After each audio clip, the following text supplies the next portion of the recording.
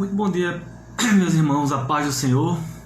Glória a Deus nesse dia que se chama hoje, domingo, dia 14 de fevereiro de 2018. Louvado seja o nome do Senhor. Hoje vamos começar a nossa escola bíblica dominical um pouco mais cedo, em virtude do culto do dia de domingo ter sido transferido para o turno da manhã, em virtude do período de carnaval, né? De qualquer forma, foi uma medida adotada pelo pastor, em razão da cidade estar um pouco esquisita nesse período, e é verdade, né? Então, por questão de segurança de todos, alteramos excepcionalmente neste domingo os horários das atividades da nossa igreja. Espero que todos vocês estejam bem. Naturalmente, eu estou vendo aqui os participantes aqui da live, ainda em virtude do horário é pouco ainda, está pouco aqui, mas o vídeo vai ficar disponibilizado no GVT do Instagram da igreja, e os irmãos, após o culto ou mais tarde, terão a oportunidade de assistir essa live com mais calma. Hoje, irmãos, vamos estudar a lição número 7. É um tema bem interessante, porque desperta muita curiosidade. O título da lição de hoje é Cultuando a Deus com liberdade e reverência. Cultuando a Deus com liberdade e reverência. Estamos estudando ao longo desse trimestre todos os enfoques, aspectos do movimento pentecostal, né? O título geral do trimestre é o verdadeiro pentecostalismo. Então, todo tema concernente ao pentecostalismo vem sendo tratado ao longo desse trimestre. Eu adianto desde logo que não vou me estender muito hoje, em virtude do horário, e ante o fato de os irmãos terem que se deslocarem também para o templo, para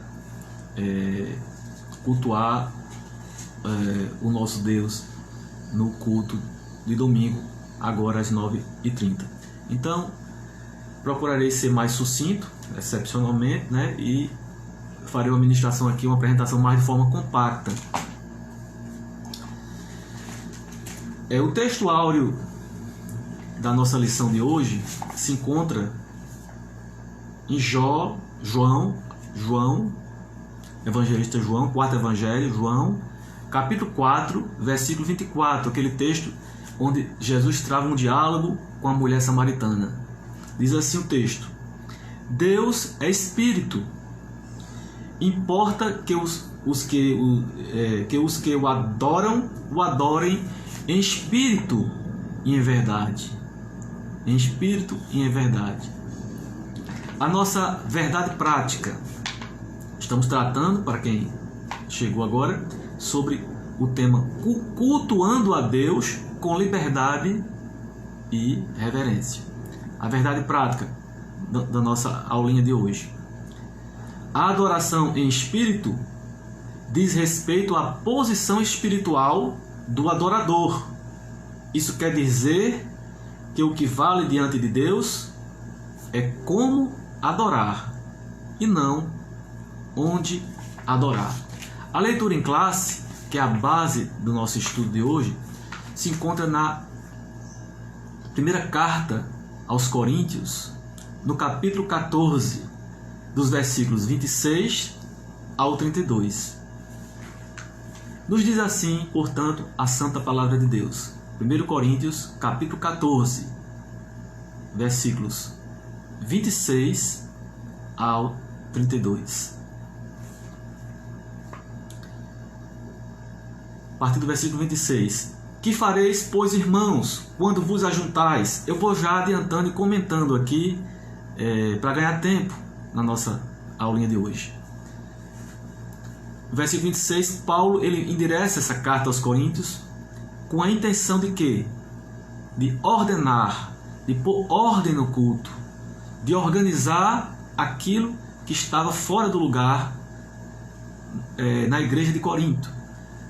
Sabendo que a igreja de Corinto, apesar de ter sido agraciada com todos os dons, isso a gente vê também no livro de Corinto, na carta aos Coríntios, mas era uma igreja que havia desordem, desorganização, carnalidade e desordem também em relação à utilização dos dons espirituais. Então Paulo começa a escrever, ele tomou notícia dessa desorganização, então começa a escrever.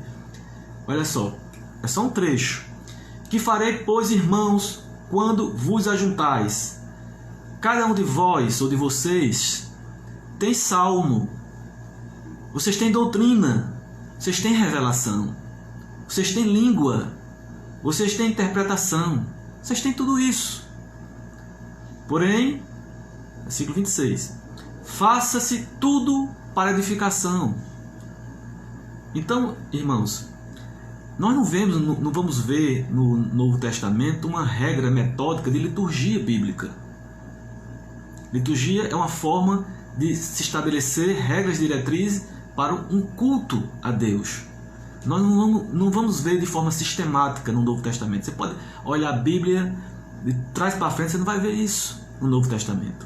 Mas você vai ver pistas, sinais, e se encontra especificamente aqui nesse capítulo de 14 de 1 Coríntios, que o que deve ter, como deve ter em um culto. Então o culto aqui, dentro dos elementos pentecostais, estou falando na perspectiva pentecostal, né? Paulo destaca que tem tudo isso no culto. Tem ensino, doutrina? Tem revelação? Tem. Na igreja primitiva de Corinto tinha revelação, dons de profecia, de sabedoria, palavras de conhecimento, palavras de sabedoria. Tinha língua? Tem língua. Interpretação de língua? Tinha dom de interpretação de língua. Mas o foco de Paulo na exortação é: vocês usem tudo isso, mas faça tudo para edificação. Então, se edificar, é válido. Se não edificar, não é válido. Então, o fim maior é a edificação do corpo de Cristo. Versículo 27, aí ele começa a falar mais especificamente sobre alguns dons. Se alguém falar língua estranha, faça-se isso por 2 ou quando muito 3, e por sua vez haja intérprete. Ele está dizendo para falar no púlpito, para falar ali na frente. Faça-se a ordem que ele estabelece: 2 ou quando muito 3. Por quê? Porque Paulo ele não quer que um dom sobressaia sobre o outro. Ele não quer que um culto seja só para manifestar a ação de dons. Então ele estabelece um número e também estabelece uma ordem. O número é 3. Fala em 3. Aonde? Lá na frente, para dar o recado. Mas se for falar, que haja intérprete. Por quê? Falar por falar não vai edificar ninguém. Ninguém vai ser edificado se alguém falar numa língua estrangeira ali. Ninguém vai entender o que eu estou falando. Então tem que ter intérprete. Para o quê? Volta ao princípio. Para a edificação da igreja. Então, 2, ou quando muito 3, e por sua vez haja intérprete. Versículo 28. Mas se não houver intérprete, o que é que eu faço se eu tiver o dom de língua? Aí Paulo diz: esteja calada na igreja e fale consigo mesmo e com Deus. Calar na igreja não significa dizer que você vai botar um esparadrapo na boca e ficar mudo e não poder balbuciar algumas palavras em línguas entre você e Deus. Não é isso. Ficar calado na igreja não quer dizer que você não pode dar uma glória a Deus lá atrás da igreja. Não é isso que Paulo está dizendo. Paulo está dizendo: fique calado, não vai atrapalhar a pregação, não vai pedir a palavra, não vai pedir o microfone para falar em língua. 2, 3, né? Então ele vai no versículo 29, 28. Se não houver intérprete, esteja calado na igreja, fale consigo mesmo e com Deus, porque quem fala em língua edifica a si mesmo. Se tiver intérprete, vai edificar o corpo. Versículo 29. E falem 2 ou 3 profetas. Aqui ele já está falando para quem tem o dom de profecia. Esse dom de profecia, como foi objeto das aulas anteriores, pode ser profecia relacionada à previsão de fatos e eventos futuros que estão por acontecer, e pode ser profecias no sentido de ministrar uma palavra para o fim de consolar, edificar e exortar. Seja para uma coisa ou seja para outra, Paulo estabelece uma ordem. Falem também 2 ou 3, porque o culto não pode ser só de profecia. O culto tem pregação, tem hinos, tem louvor, tem ofertas, tem testemunhos, tem cânticos, tem pregação, ministração, leitura de palavra. Não pode ser só de profecia. Então Paulo entra aí, sabendo que estava muito bagunçada a coisa em Corinto, na igreja, ele vai estabelecer também uma ordem. Olha, só 3 profetas. O culto não é só de profecia aqui. O culto é de adoração a Deus, não pode ser só de profecia. Então, só 3. Se inscrevam numa ordem. Se inscrevam numa ordem. Mas não é só isso. Além de ser profecia, que a igreja julgue a profecia. Julgue a profecia. Por quê? Porque a profecia pode ser da carne, pode ser emocional, pode ser espiritual do lado satânico, demoníaco. Sabemos disso, que o diabo é imitador. Sabemos disso, que muitas pessoas profetizam por Belzebu, por Satanás. Jesus advertiu também sobre isso aí, falou sobre esse assunto. E pode ser que a profecia seja de Deus, do Espírito Santo. Então Paulo vai e diz que tenha quem julgue. Tenha quem julgue. Ah, tem alguém aqui doente, assim, assim, assado, com a doença X, doença Y, tal, tal, tal. Se tiver ali e uma profecia de cura, receba. Mas se não tiver, alguém confronte o profeta e diga: não, aqui não tem ninguém doente, não. Que história é essa aqui? Não, essa profecia é impertinente, não cabe aqui. Então tem que ter o quê? Quem julgue a profecia. E aí também tem aquele outro dom específico de discernimento de espírito. Vocês estão vendo que todos os dons são linkados entre si, concatenados, tudo para edificação do corpo. Versículo 30. Mas se o outro que estiver assentado for revelado alguma coisa, cale-se o primeiro. Quer dizer, tem uma ordem. Um fala, depois fala. Não pode ser todo mundo falando ao mesmo tempo, profetizando ao mesmo tempo. Se inscreva. Isso é uma reunião pública. O culto não deixa de ser uma reunião pública. E nós sabemos que até na reunião pública tem pela ordem. Me inscreva aí. Quer dizer, cada um tem a palavra para falar de uma vez só. De uma vez só. Ou por sua vez. Cada um para falar a sua vez. Né? Então se inscreve para falar. Quando se o outro que estiver assentado for revelado alguma coisa, cale-se o primeiro. Então também se dá uma preferência. Dá uma preferência também. Se alguém tem uma palavra de revelação ali, pelo Espírito, é dada a oportunidade daquela pessoa. O primeiro se cala para oportunizar a manifestação do dom espiritual do profeta. Isso aqui é o que acontecia na igreja primitiva. São regras que podemos extrair para os dias de hoje. Nem mais, nem menos a Bíblia fala. Certo? Portanto, nós vemos que um culto pentecostal tem tudo isso. Tem tudo isso. Não adianta suprimir, tirar, abafar os dons espirituais. Porque os dons existem, sempre existiram. Versículo 31.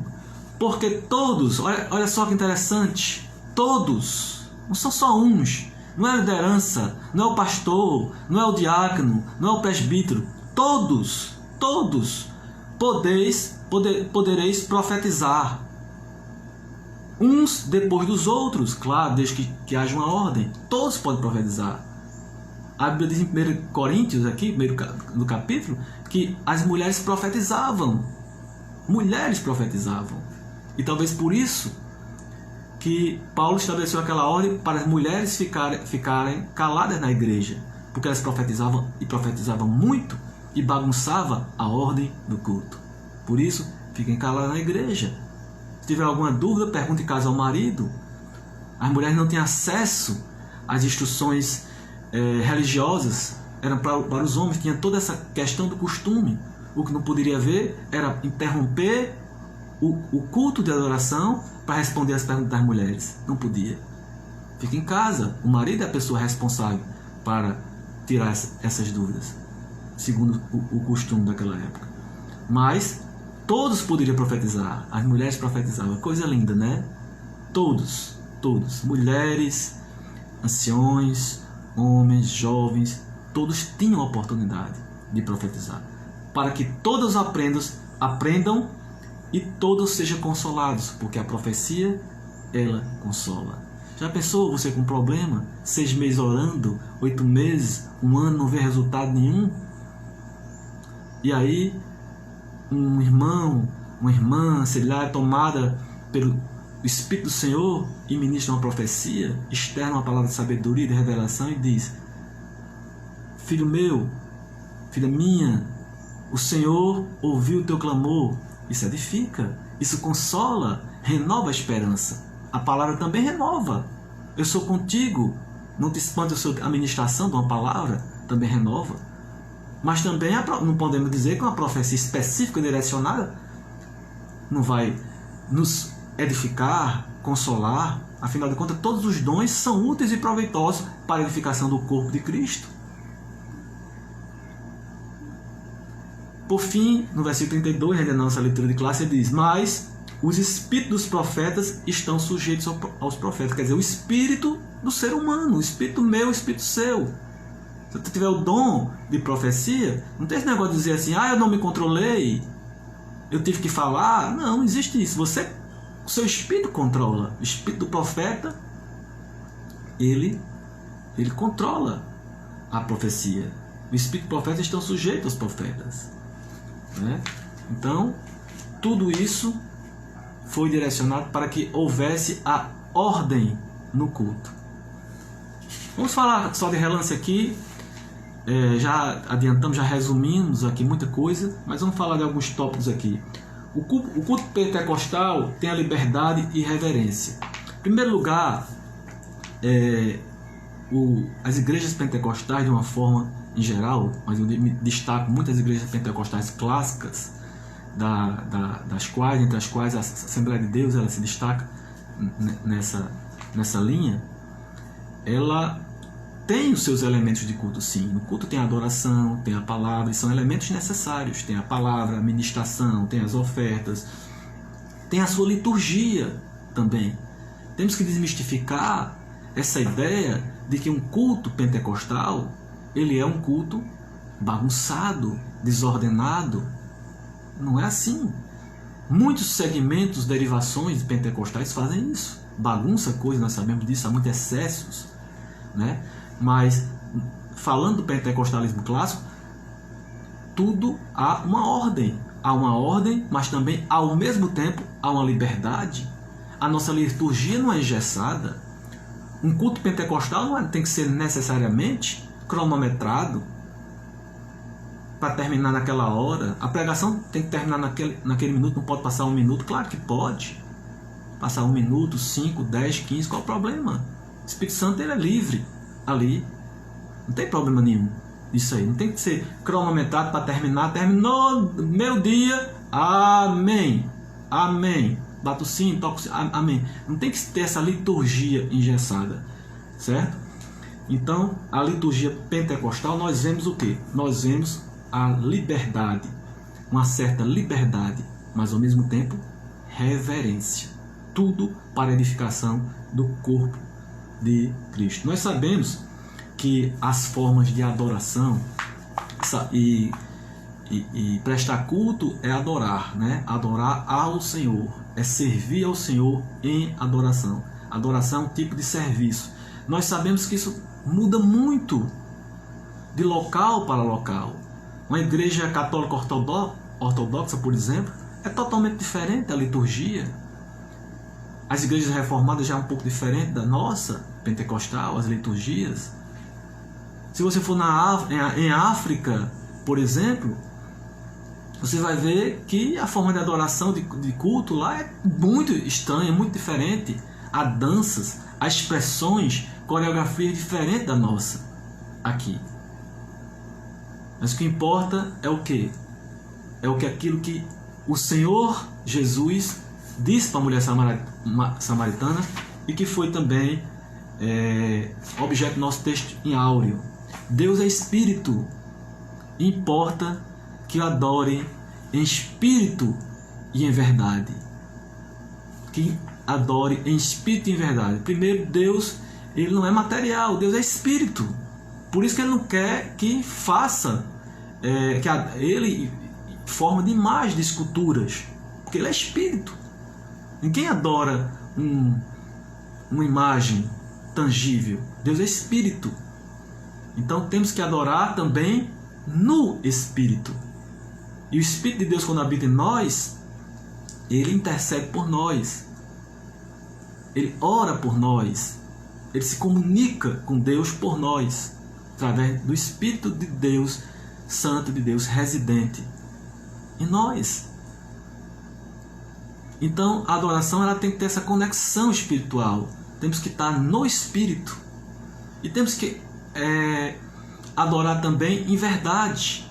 Em verdade, ou seja, com um coração sincero, com um coração puro, não da boca para fora, como diz o profeta lá Isaías: esse povo me honra com Jeremias, não me lembro, não me lembro o versículo. Esse povo me honra com os lábios, mas o coração está distante de mim. Então o coração tem que ser um coração puro, sem mancha, em comunhão com Deus, totalmente sintonizado com o Senhor. E não importa o local da adoração. Por isso que Jesus diz: não importa se é Judéia, Samaria, importa que adore ao Pai em espírito e em verdade. Isso é que o Pai procura, os verdadeiros adoradores, em espírito e em verdade. Sabe, irmãos, hoje em dia tem muita coisa estranha no meio dos arraiais ditos cristãos evangélicos. Tem muita forma estranha.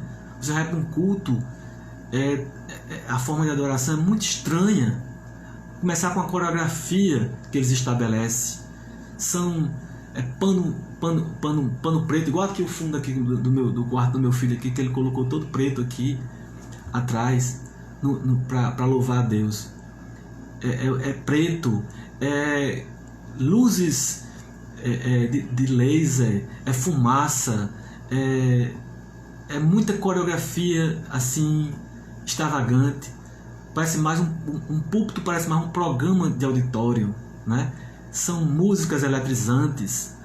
E disso, se você for perguntar, a liderança vai dizer: não, isso é para atrair as pessoas, atrair principalmente jovens. Quer dizer, Jesus não precisou dessas técnicas para atrair ninguém para adoração. Pedro, no dia de Pentecostes, ele não armou um circo para converter ninguém. Espírito Santo ali tremendamente usou Pedro, e mais de 3.000 pessoas almas foram alcançadas. Pedro, um homem simples, rude, porque a palavra de Deus, com unção do Espírito Santo, ela faz diferença. Então não precisa armar o circo. Deus não liga para essas coisas. Deus não está interessado em performance de culto artísticos, essas coisas.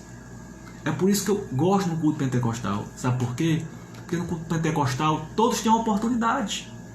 Posso ser desafinado da minha voz, mas eu vou lá cantar.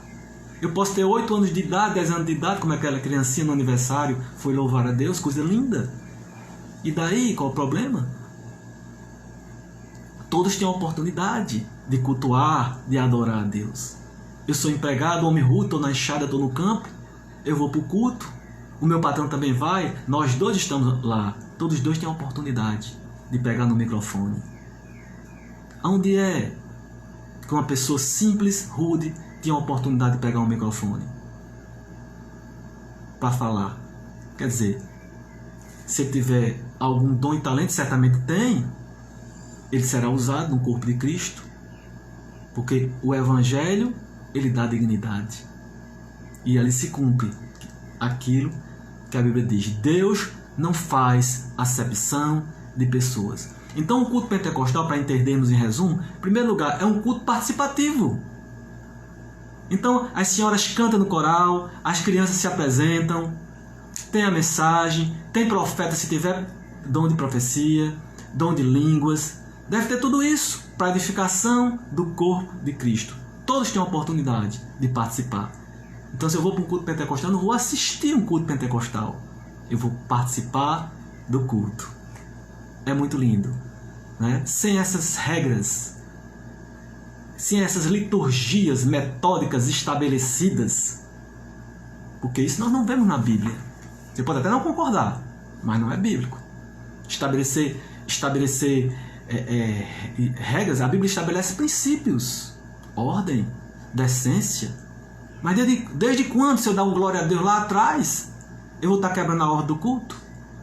Desde quando, se eu falar em língua lá atrás, num tom médio-baixo, eu vou estar atrapalhando a pregação? Claro que não. Onde é que fica a minha liberdade? Nossa liberdade. Nós somos emoções também. E o culto pentecostal é um culto com fervor. E se é fervor, somos emoções também, somos gente. E Deus se alegra com a nossa alegria. Afinal, estamos na presença dele, cultuando a Deus. Tudo para honra e glória dele, em espírito e em verdade. Então há essa flexibilização cristã no culto pentecostal, quando no que diz respeito à forma de adoração, meus irmãos. Reverência no culto, a adoração a Deus é o momento mais sublime na vida humana. Significa essencialmente o reconhecimento, a celebração, exaltação da majestade divina. Por isso, deve ser feito com reverência. E aí Paulo fecha o primeiro capítulo, o capítulo 14, no último versículo 40, Paulo fecha com a seguinte expressão: faça-se tudo decentemente e com ordem. Mas em nenhum momento Paulo eliminou línguas, profecias, pregações, revelações, dons espirituais. Em nenhum momento Paulo eliminou. Paulo apenas estabeleceu: faça-se com ordem, para que não fique instaurada a balbúrdia, a desorganização na adoração ao Senhor. Amém, meus irmãos? Tópico 2, o centro do culto pentecostal. A igreja é toda a congregação ou assembleia que se reúne em torno do nome de Jesus Cristo como Senhor e Salvador, professando fé nele publicamente e de forma diversificada. O centro da nossa adoração. Alguns opositores da obra pentecostal costumam nos acusar de, em nossos cultos, darmos ênfase ao Espírito Santo acima de Jesus. É uma maneira sutil de nos chamar de montanistas. Trata-se de uma interpretação equivocada a nosso respeito, porque o Senhor Jesus é o centro de toda a nossa adoração. Nós não fazemos distinção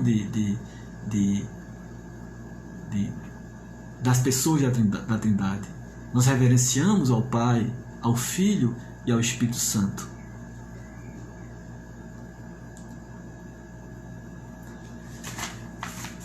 Então, adiantando aqui mais um pouco, meus irmãos, subtópico 2, um culto vibrante no poder do Espírito. O assunto de 1 Coríntios é adoração. Então Paulo começa no versículo 26. Quando vos ajuntais, ou seja, quando vocês estiverem reunidos, congregando, em público, então se refere a cultos. É uma exortação à comunidade cristã, nos ensina muita coisa sobre o culto. Entre elas que o culto não era um culto entediante. Paulo ensina isso. O culto não era um culto entediante, não se resumia num pregador falando e todo mundo calado na igreja, ali ouvindo, só ouvindo. Não se resumia só nisso. Tinha pregação e tem que ter pregação. A palavra é um elemento do culto, a exposição da palavra. Mas não se resumia nisso. Se resumia de um pastor falando e o rebanho ouvindo silenciosamente. Havia o quê? Havia uma dinâmica, como eu disse agora há pouco, de forma que todos participavam, né? Participavam até dando glória a Deus, louvando ao Senhor, interagindo. com aquilo que é ministrado, que é edificar, que serve de edificação. Então os crentes não eram espectadores de um culto, eles participavam do culto. E aqui o autor da revista, Ezequias Soares, o pastor Ezequias, ele deixa claro que não há nada na Bíblia, nada que indique que os dons espirituais ficasse restrito aos líderes, ficasse restrito à liderança. O contexto de Corinto, da igreja de Corinto, era que os dons espirituais eram distribuídos para todos os crentes.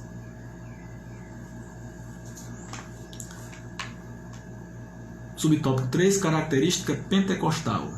Os primitivos cultos eram espontâneos e diferentes das reuniões das sinagogas. Porque essa liturgia engessada, ela vem do romanismo também, né? Vem do judaísmo e do romanismo. Então, nós não adotamos esse sistema onde nossa liberdade de expressão ela é cerceada em um culto. No culto pentecostal há uma liberdade de expressão, que não pode, mas ao mesmo tempo deve haver reverência, deve haver respeito.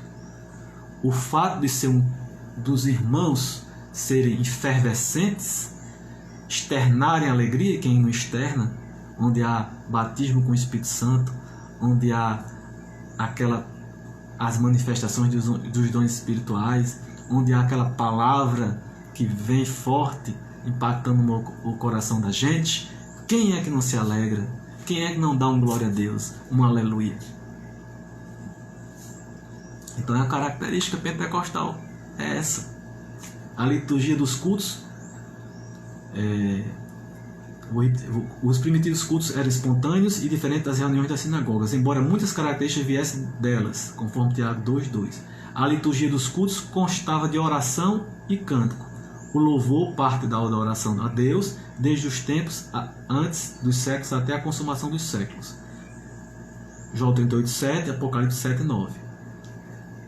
A leitura e exposição das Escrituras Sagradas aparece como elemento do culto cristão em outra fonte paulina. A leitura da palavra é um elemento indispensável, tem que ter. Em 1 Timóteo, nós vamos ver lá que a expressão persiste em ler, exortar e ensinar. Isso é um elemento necessário do culto. Essa instrução é referência à leitura pública. Outro elemento do culto são as ofertas, que são partes da adoração a Deus. Isso vem desde o Antigo Testamento. Então você adora também ofertando ao Senhor, porque tudo que eu e você tem não nos pertence, somos apenas mordomos, administramos os recursos que Deus nos dá. Então, uma forma de adorar a Deus é devolvendo através de dízimos, através de ofertas alçadas também, aquilo que Deus nos abençoou de forma material, uma forma também de adorar a Deus. O objetivo delas é levar avante a obra de Deus enquanto a igreja está na terra. Claro, a obra de Deus, se não tiver os recursos financeiros, ela não vai se expandir. Não é a prefeitura que paga a nossa conta, não é Camilo Santana que manda oferta para a Assembleia de Cristo. Somos nós. E devemos ter essa consciência. Para quê? Para expandirmos o Evangelho. Como se expressa a liturgia de nossas reuniões? E aí nós vemos que já sabemos um pouco como é um culto pentecostal. Temos o culto de família, de oração, o ensino da doutrina, tem o culto de doutrina que é ministrado às quartas-feiras, tem a escola bíblica dominical, que é aos domingos aqui, como o dia de hoje, né? Tem o culto de ensino, tem o culto de família. Então isso é um costume das igrejas pentecostais também. Nossas reuniões de adoração, nossa liturgia é uma liturgia simples, permite, como eu falei, que quaisquer irmãos ou irmãs adorem a Deus com liberdade. A nenhum deles é negado o púlpito não é negado, todos têm a oportunidade, né, de falar à igreja, se for para edificar efetivamente, é dada a oportunidade, né? Tem a oportunidade de dar os testemunhos, né, sobre salvação, cura, libertação, sobre bênção. E a maioria baseia a sua fé nos relatos bíblicos, são os milagres registrados na Bíblia que inspiram e levam os irmãos a receberem a bênção. Marcos 16, 15 a 20. Então é dessa forma que nós crescemos, que nós somos edificados, mútua e reciprocamente, participando, Deus usando um de uma forma, Deus usando outro de outra forma, e todos unidos em um só corpo, ali edificando esse grande edifício chamado igreja. Lembrando sempre que essa adoração é em espírito e em verdade. E aí, antes que eu me esqueça, nós temos que ter muita reverência quando adentrarmos na casa do Senhor. Uma pessoa católica, por exemplo, ela tem o maior respeito quando ela vai para uma igreja católica. Ela fica em silêncio, ela tira o chapéu, se for um homem do campo, tira até o chapéu, fica lá em total reverência, né? Mas hoje nas igrejas evangélicas, hoje a gente vê, nas igrejas pentecostais também, nós vemos um pouco de falta de reverência.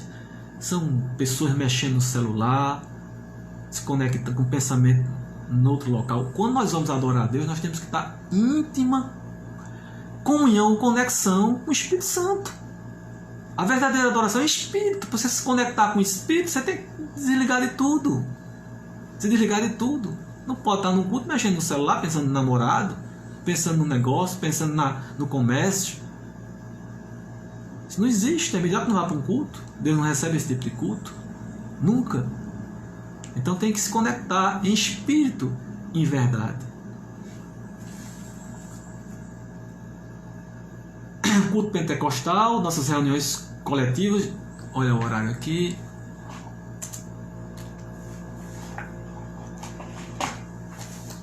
Só um instantinho, meus irmãos.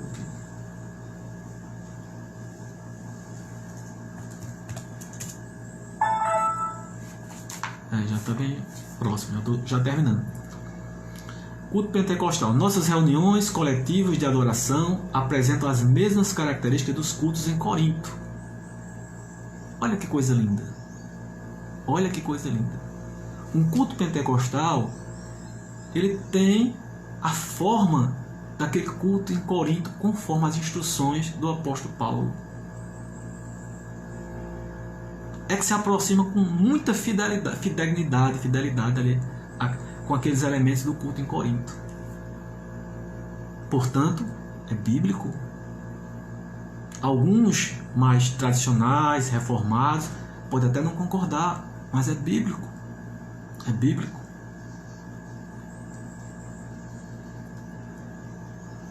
As manifestações dos cultos que o apóstolo menciona em 1 Coríntios 14 são reais entre nós. Outra coisa, sabe aquela coisa empírica?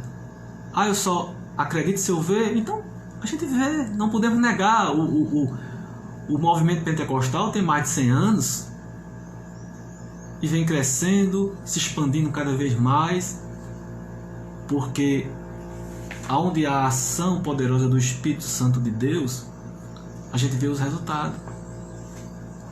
Por isso que as igrejas pentecostais crescem, né? Claro que tem aqueles excessos, tem aquelas igrejas onde há carnalidade, onde há hipocrisia, onde há os retetês, onde há aquelas bagunças, né?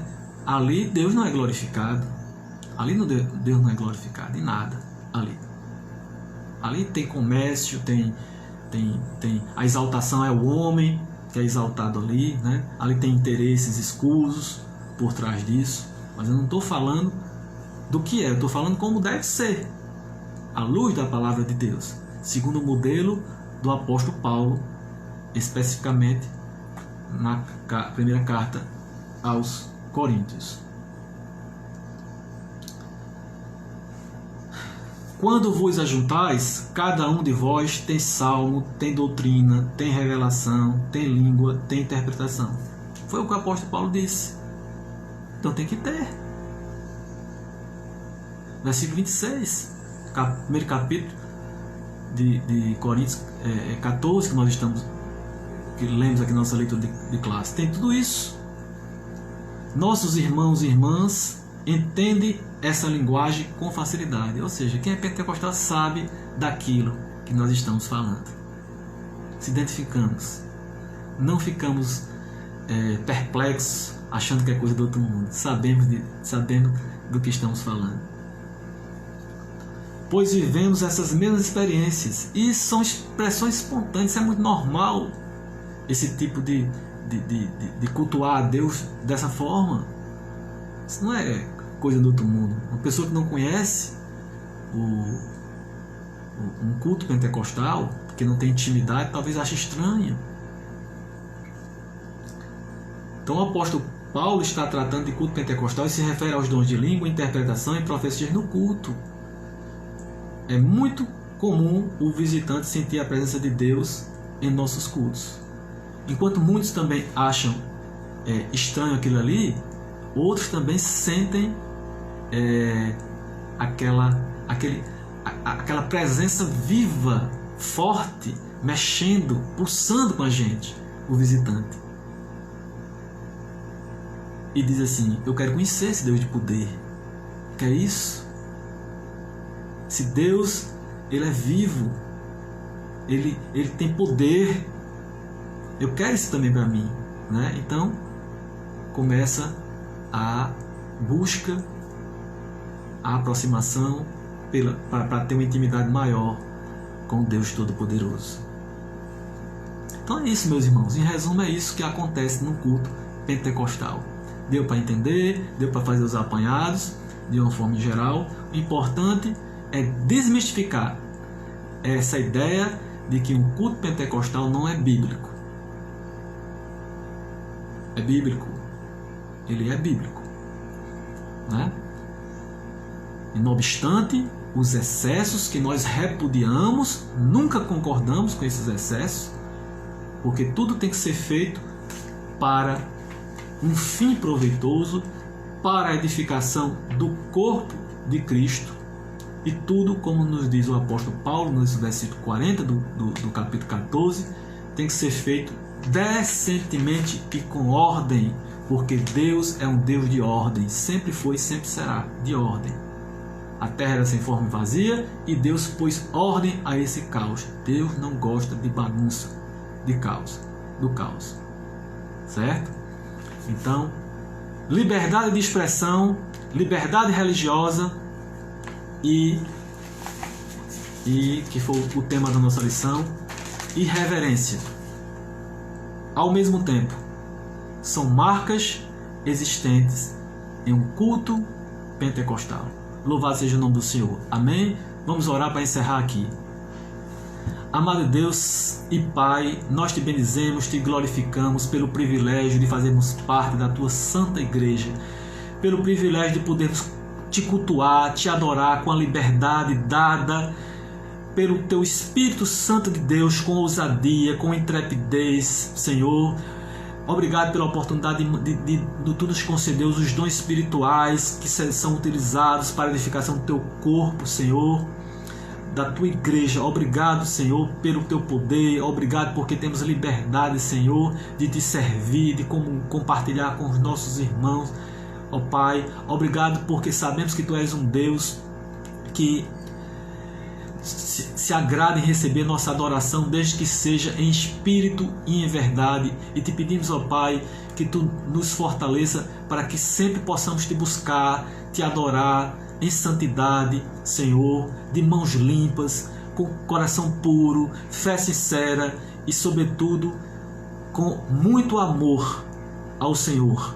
Em nome de Jesus, abençoa cada irmão aqui que teve a oportunidade de estar comigo, ouvindo, compartilhando aqui essa tua palavra, ó Deus. Que ela faça morada em cada coração para a honra e glória do teu santo nome. Abençoa, Pai, a nossa adoração logo mais para ti, no nosso culto agora que será realizado dentro de instantes, ó Deus. Abençoe a liderança, abençoe o pastor José Filho, abençoe cada um dos irmãos, cada lar aqui representado, repreenda todo o mal, que o Senhor conceda muita paz, saúde e proteção. Em nome de Jesus, amém. Amém, amados irmãos. Até logo mais no culto de celebração.